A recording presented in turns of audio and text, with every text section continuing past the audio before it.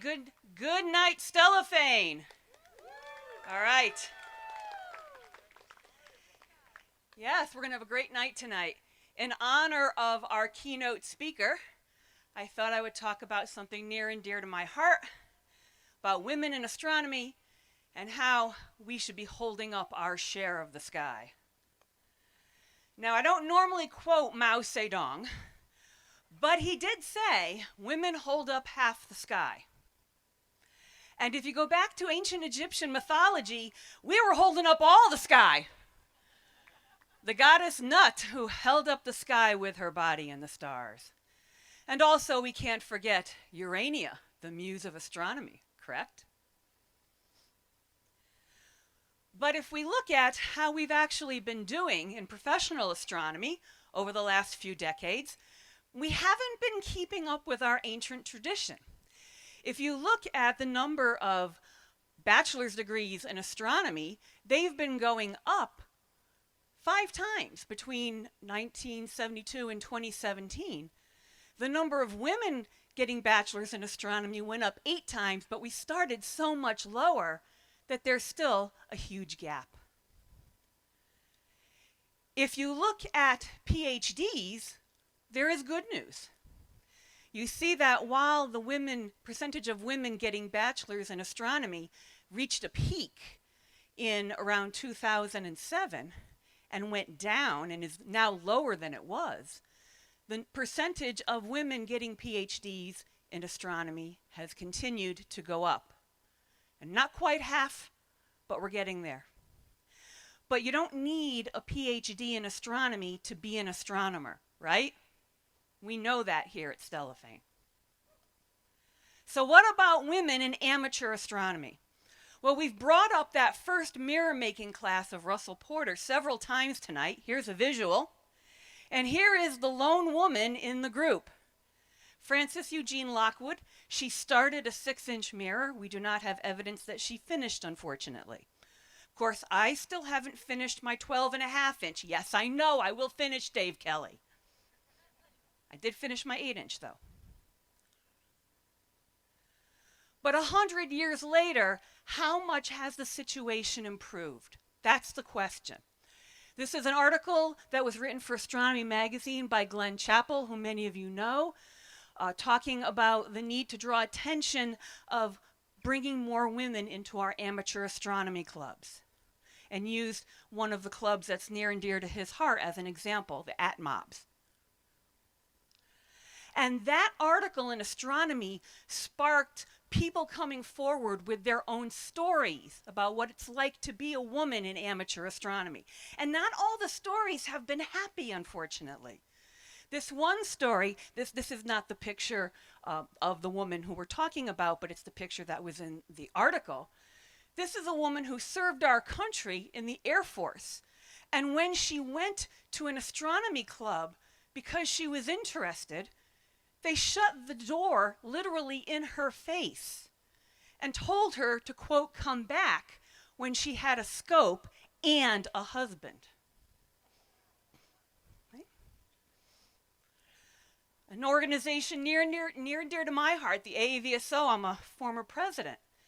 This was the AAVSO meeting in 1916. 2 women. We had more in 2018, nowhere near half. So how do we change this picture? How do we change the picture? Well, many organizations are getting involved around the world. The International Astronomical Union has their Women and Girls in Astronomy Global Project. You can look this up online. The Astronomical Society of the Pacific has worked on a NASA grant with the Girl Scouts and other organizations on girl-friendly astronomy engagement.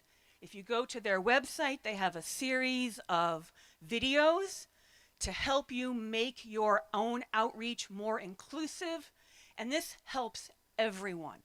Being inclusive, being friendly, opening the door and not slamming it shut to anyone helps our entire hobby. It just doesn't help one group. So some little things that you can do that make a difference. when you try to advertise astronomy, when you're giving a talk or making a website or making a brochure, make sure that you're sending an inclusive image. Make sure that you have pictures of diverse groups of people. Don't assume that all astronomers use the pronoun he. Don't just use pictures of people who look like Russell Porter. Not that there's anything wrong with looking like Russell Porter, especially in his dapper outfit. This is a picture that I took off the Stellafane website. I know all the people in this picture. I like all the people in this picture. It's not a very inclusive picture, is it? It's not. And what about this picture? Yeah, pretty cookie cutter, huh? Can you picture yourself there? Think about it. If you were a young lady looking to go to this conference, and this was the advertisement, you might not think that you might be welcome. Here are some amateur astronomy clubs that have done it right. They know that the people who come to their events look very different and have very different interests, but we all love the night sky. And so these are not staged pictures. We're not telling you to fake anything or stage anything. You look around the hill tonight, a diverse group of people. And here in the dark, well, you all kind of look the same in the dark right now, but, right? So if I took a picture of any little corner of the hill right now, it would be a diverse group of people of all ages, right? Men and women, people who are non-binary. This is our hobby. We should represent it. We should embrace our diversity. When you're writing publications, make sure that you're telling diverse stories. You may or may not know that I am the editor of the Astronomical League Reflector magazine. I will tell you a dirty little secret. Every issue, there has to be at least one article written by a woman. I make sure that that happens in every single issue. Now, what that means is I'm looking for young ladies and not so young ladies to write articles. Who is your club inviting to be a speaker? Think about that. And if you're really a glutton for punishment, you can ask me. I'll Zoom anywhere for free. I'll talk to anybody about anything. Just to show you, I have an AAVSO webinar coming up next Saturday. You can go to the AAVSO website and you can register. How many of you here have actually thought about being a speaker at Stellafane? Talking on Friday night, one of the informal talks, or one of the more formal talks on Friday and Saturday. And we should celebrate, like we are going to be tonight, the history of women in science. This is Henrietta Leavitt. Say her name. Henrietta Swan Leavitt discovered the relationship of Cepheid variables that allows us to map the universe. Don't call it the period luminosity law, call it Leavitt's law. Say her name, call it by her name, give her credit. And I'm just going to show you very briefly some other women that you may have met, and if you have not met them, you should, because they are movers and shakers in amateur astronomy.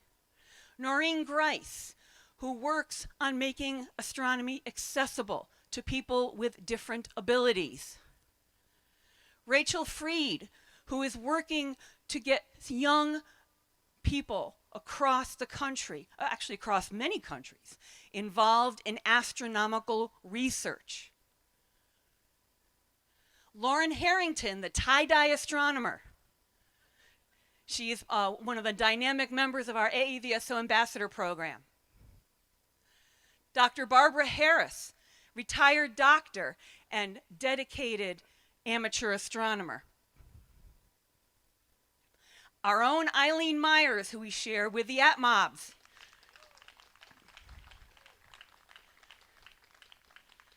Katie Shostak.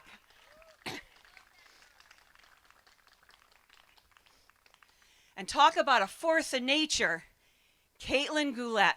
Caitlin, stand up. This young lady is an elected member of the board of directors of the Springfield Stars Club. She organized an astronomy club at her middle school, and I saw her passing out copies of her newsletter. If you'd like to subscribe, there's the email address. Which brings me to another point. All of you who are members of clubs, look and make sure that your membership is not only that your membership is diverse, but your officers are diverse. It is much easier to picture yourself in a role if you see other people in that role before you.